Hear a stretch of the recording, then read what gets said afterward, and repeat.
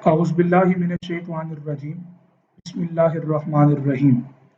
Dear students, अस्सलाम वालेकुम। उम्मीद करता हूँ आप सब खैरियत से होंगे।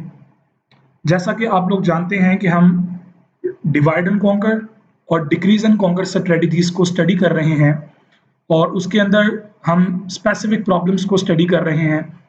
आज के इस टॉपिक में हमारी जो प्रॉब्लम है वो है इंटरपोलेशन सर्च। ये इंतहाई एक एफिशिएंट सर्चिंग एल्गोरिदम है। आपको जब ये सारा सीख लेंगे उसके बाद शायद आपको इसकी इम्पोर्टेंस का ज़्यादा आइडिया होगा, क्योंकि it's looks like a human research या ह्यूमन सर्च। मैं आपके सामने, इससे पहले कि मैं इस प्रॉब्लम को आगे डिटेल में डिफाइन करूं, मैं आपको इसका बैकग्राउंड स्टडी डिफाइन करना चाहता हूं कि ये एक्चुअली वर्कआउट किस तरह करता है। Consider in your mind there is a dictionary. अब आपको पता है डिक्शनरी के अंदर अल्फाबेट्स जो है वो सॉर्टेड ऑर्डर के अंदर होते हैं। इस सर्च की जो पहली रिक्वायरमेंट है वो है सॉर्टिंग, कि अगर आपको लिस्ट सॉर्टेड ऑर्डर में मिले तो ये उसके ऊपर अच्छे तरीके से वर्कआउट करेगा। अदरवाइज अगर लिस्ट आपकी सॉर्टेड नहीं होगी तो उसको पहले आपको सॉर्ट करना पड़ेगा। हमने कुछ एल्गोरिदम सॉर्टिंग से रिलेटेड पढ़े हैं और कुछ अभी और भी हम इंशाल्लाह डिस्कस करेंगे। पहली चीज क्या होती है डिक्शनरी के अंदर, आप लोगों ने जो लेटर फाइंड आउट करना होता है, आपके पास वो वैल्यू नॉन होती है, आप जानते हैं।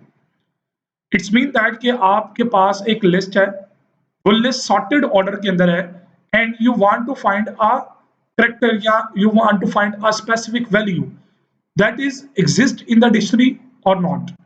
अब इस चीज का आपको नहीं पता कि वो कैरेक्टर या वो लेटर उस डिक्शनरी के अंदर अवेलेबल है या नहीं है। इसी तरह डेफिनेटली हमें भी नहीं पता कि वो लिस्ट के अंदर है या नहीं है, तो डेफिनेटली सर्च इसी चीज का नाम है कि आप उसको तलाश करें कि वो चीज मौजूद है या नहीं है। आपके पास जो एक लिस्ट है, अगर मैं प्रॉब्लम को थोड़ा आइडियली डिस्क्राइब करूं, तो आपके पास एक लिस्ट है, उस लिस्ट के अंदर एक स्टार्टिंग और एक एंडिंग पॉइंट है।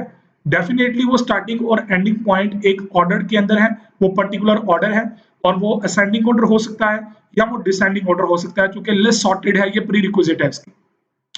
अब उस लिस्ट के अंदर आपने एक एलिमेंट को ट्रेस करना है। थिंक अबाउट इट, जब आप डिक्शनरी में फॉर एग्जांपल कैट के वर्ड को फाइंड करते हैं, तो आप क्या डिक्शनरी को आखिरी हिस्से से ओपन करते हैं? नो। आप डिक्शनरी को स्टार्टिंग से ओपन करेंगे या डिक्शनरी को सेंटर से ओपन करेंगे? दोनों स्कीम्स आप यूज कर सकते हैं। ज्यादातर हमारी प्रेफरेंस होती है कि हम डिक्शनरी को स्टार्ट वाले पेजेस से ओपन करें। हमारे पास जो फर्स्ट पेज सामने आता है, या तो वो कैट के वर्ड के करीब होगा या 2 4 5 पेजेस के करीब होगा। वो 4 5 पेजेस लेफ्ट पे भी हो सकते हैं, वो 4 5 पेजेस राइट पे भी हो सकते हैं। आप दोबारा क्या करते हैं कि उन 4 5 पेजेस को दोबारा ओपन करते हैं, उनमें से कुछ वैल्यूज, तो आपके सामने कुछ लिस्ट आती है, आप उनके साथ कंपैरिजन करते हैं और इसी तरह आप आगे बढ़ते जाते हैं। चूंकि आपको पता है कि लिस्ट सॉर्टेड है, डिक्शनरी आपकी अरेंज होती है और ना सिर्फ फर्स्ट लेटर अरेंज होती है बल्कि लेटर के नेक्स्ट डिजिट भी, लेटर जो होते हैं, कैरेक्टर जो होते हैं नेक्स्ट किसी वर्ड के, तमाम कैरेक्टर सॉर्टेड ऑर्डर के अंदर होते हैं। एक पूरी सॉर्टिंग स्कीम अप्लाई उसके ऊपर हुई होती है। इसी तरह की हमारी भी एक सर्च है जिसका नाम है इंटरपोलेशन सर्च, और अभी तक की ये एक इंतहाई एफिशिएंट सर्चिंग एल्गोरिदम है जिसको बहुत ज्यादा लोग अपने डेवलपमेंट्स के अंदर यूज करते हैं। Let's start with the definition of interpolation search. Interpolation search is an algorithm similar to the binary search. हमने बाइनरी सर्च एल्गोरिथम को देखा, अच्छे तरीके से अंडरस्टैंड किया। बाइनरी सर्च भी इसी तरह ही काम करता है, या आप ये कह लें कि इंटरपोलेशन सर्च भी बाइनरी सर्च की तरह ही काम करती है। For searching for a given targeted value in a sorted अरे। ये चीज यहाँ पे मेरा ख्याल है कि अब आप लोग अंडरस्टैंड कर चुके हैं कि कोई भी अगर सर्चिंग एल्गोरिदम है, तो अगर आपको लेस सॉर्टेड ऑर्डर में मिले तो वो ज्यादा अच्छे तरीके से वर्कआउट कर सकता है, अदरवाइज उसके अंदर सॉर्टिंग कॉस्ट भी इन्वॉल्व हो जाती है। इंटरपोलेशन सर्च एक ऐसा एल्गोरिदम है जो बाइनरी सर्च से मिलता जुलता है, जिसके अंदर हम किसी टारगेट वैल्यू को सर्च करते हैं, तो दो ही ऑप्शन होंगी, या वो टारगेटेड वैल्यू लिस्ट के अंदर मौजूद होगी या नहीं होगी। It parallels how humans search through a telephone book for a particular name. मैंने डिक्शनरी की एग्जांपल दी, यहाँ पे टेलीफोन की एग्जांपल अवेलेबल है। आप टेलीफोन की बुक को जिस तरह देखते हैं, बिल्कुल उसके पैरेलल है ये एग्जांपल भी। The target value by which the book's entries are stored. उसके अकॉर्डिंगली अपने टारगेट को फाइंड आउट करने की कोशिश करते हैं। शायद ये टेलीफोन डिक्शनरी भी ह्यूमन बीइंग भी जो है वो ज्यादा टाइम लेता हो सर्च के लिए, लेकिन इंटरपोलेशन कम टाइम में सॉल्व करती है। So it's a modified form of the binary search algorithm to reduce the complexity. Binary search का वैसे टाइम क्या था? टाइम कॉम्प्लेक्सिटी क्या थी?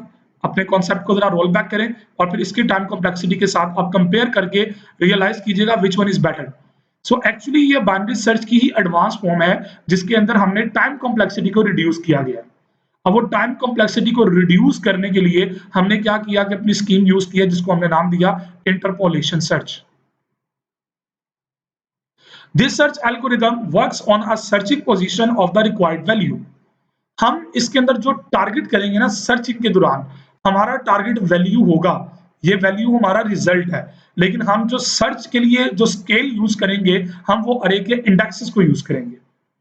सो इसलिए यहाँ पे सर्चिंग पोजीशन का वर्ड यूज किया। So this search algorithm works on the searching position of the required value. For this algorithm to work properly, the data collection should be in the sorted form and equally distributed. Number of element आपके even हो या odd हो, लेकिन equally distributed होने चाहिए। आपको पता है odd वाली प्रॉब्लम्स के अंदर ये आ जाती हैं, तो कोई बात नहीं, मैंने लास्ट टाइम आपको बाइनरी सर्च के अंदर एक आइडिया दिया था कि लास्ट एलिमेंट को क्रॉस कर देते हैं, वो कंसीडर ही नहीं करते, लेकिन अरे का एक इंडेक्स हम एक्स्ट्रा बना लेंगे। एक एक्स्ट्रा मेमोरी एलोकेशन से फर्क नहीं पड़ेगा आपके प्रोग्राम को अगर ये एफिशिएंट हो जाए तो। इसके लिए रिक्वायरमेंट क्या है कि आपकी जो लिस्ट है वो सॉर्टेड होनी चाहिए एंड इक्वली डिस्ट्रीब्यूटेड, दो इक्वल पार्ट्स के अंदर डिस्ट्रीब्यूट होनी चाहिए। अगर आप एक एक्स्ट्रा इंडेक्स ले लेते हैं, ब्लैंक छोड़ दें उसको जीरो रखते हैं, ठीक है ना, तो वो उस लिस्ट के अंदर इंक्लूड हो जाएगा जिससे वो इक्वली डिस्ट्रीब्यूट कर देगा। अगर आप नहीं भी करते तो इट्स ओके, क्योंकि इसके अंदर लोअर और हाईएस्ट वैल्यूज को आपने कंसीडर करना होता है। Interpolation is the process of using known values to guess where an unknown values lie. मिसाल के तौर पर एक लिस्ट के अंदर एक एलिमेंट मौजूद है, आपको ये नहीं पता कि वो कहां पे है, लेकिन ये पता कि वो लिस्ट के अंदर मौजूद है, या आपको नहीं पता कि वो एलिमेंट लिस्ट के अंदर मौजूद है या नहीं है, तो आप क्या करेंगे, अगर आपको उसका इंडेक्स पता लग जाए कि जनाब ये वैल्यू यहां पे है, तो आप उस इंडेक्स के थ्रू उस वैल्यू को बड़े आराम से प्रिंट आउट कर सकते हैं। यू नो दैट कि हम एल्गोरिथम्स क्यों पढ़ते हैं, आपकी प्रोग्रामिंग स्किल्स को डेवलप करने के लिए, इंप्रूव करने के लिए। उसके लिए ये चीज बुनियादी फंडामेंटल कॉन्सेप्ट है कि आपको पता होना चाहिए एक वैल्यू जिसको आपने तलाश करना है, लेकिन आपको वो नहीं पता कि वो किस लोकेशन पे पड़ा है, तो आप एक्चुअली क्या कर रहे हैं, इंटरपोलेशन का इस्तेमाल करते हुए आप क्या कर रहे हैं कि जो वैल्यू आपको पता है आप उसको सर्च कर रहे हैं उस वैल्यू की मदद से जो आपको नहीं पता। तो वो वैल्यू जो आपको नहीं पता वो क्या है, हम यहाँ पे अपनी प्रॉब्लम में उसको x का नाम दे दें, y नेम दे दें, कोई भी मिसिंग नेम आप दे दें, तो मिसिंग एलिमेंट हमने फाइंड करना है। So that is our major task कि हमने वो मिसिंग एलिमेंट फाइंड करना है। अगर हमें मिसिंग एलिमेंट मिल जाता है तो आपके एल्गोरिथम का रनिंग टाइम बाकी हिस्से का सिर्फ कांस्टेंट है। वो एट द एंड हम जब इक्वेशन पे आएंगे तो मैं आपको गाइड भी करूंगा कि वो इक्वेशन कैसे सॉर्ट आउट होगी। So we use the index of known values in the list to guess what index the target value should have. कि आपकी जो टारगेट वैल्यू है वो किस इंडेक्स पे पड़ी हुई है, हम ये फाइंड करेंगे अपने इस इंटरपोलेशन सर्च की मदद से। ना सिर्फ वो फाइंड करेंगे वैल्यू, बल्कि उस वैल्यू की मदद से हम अपनी टारगेटेड वैल्यू को चेक भी करेंगे कि वो लिस्ट के अंदर अवेलेबल है या वो नहीं है। प्रॉब्लम स्टेटमेंट बड़ी क्लियर है, बड़ी सिंपल और क्लियर है। वो क्या है, गिवन अ सॉर्टेड अरे ऑफ इंटीजर्स एंड टारगेट, एक आपको लिस्ट मिलेगी, अरे मिलेगी, और एक टारगेट मिलेगा आपको वैल्यू, टारगेट वैल्यू मिलेगी ना जिसको फाइंड करना। Find out if a target exist in the array or not using the interpolation search. So that is our problem statement. So if target exist in the array index of it, तो क्या करेंगे, आपको अगर target मिल जाता है तो इसका मतलब क्या, उसके इंडेक्स मिल जाए तो इंडेक्स की मदद से हम उसको आराम से वैल्यू को प्रिंट आउट करवा सकते हैं।